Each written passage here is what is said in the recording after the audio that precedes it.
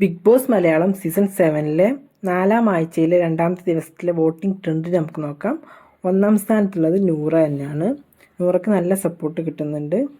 2-ാം സ്ഥാനത്തുള്ളത് ബിന്നി, 3-ാം സ്ഥാനത്തുള്ളത് ആദില, 4-ാം സ്ഥാനത്തുള്ളത് രേണു, 5-ാം സ്ഥാനത്തുള്ളത് ആര്യൻ, 6-ാം സ്ഥാനത്തുള്ളത് അഭിലാഷ്, 7-ാം സ്ഥാനത്തുള്ളത് ഒനിയൽ. ഇതിൽ ഡേഞ്ചർ സോണിലുള്ളത് ആര്യൻ, അഭിലാഷ്, ഒനിയലാണ്. ഇതിൽ ആര്യനൊക്കെ അത്യാവശ്യം നല്ല വോട്ട് കിട്ടിയിട്ടുണ്ടായിരുന്നു. പക്ഷേ ഇപ്പം കുറച്ച് ദിവസങ്ങളിലായിട്ട് നല്ല ആര്യൻ്റെ ഗെയിം ഡേ ബൈ ഡേ താഴോട്ട് പോയിക്കൊണ്ടിരിക്കുകയാണ്.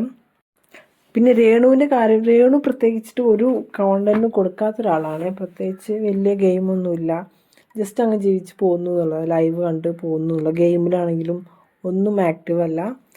രേണു ഒക്കെ പോകുന്നതായിരിക്കും ബെറ്റർ ആയിട്ടുള്ളത്. കാരണം രേണു പോയാൽ ഇത് ഫെയർ ആയിരുന്നേനെ.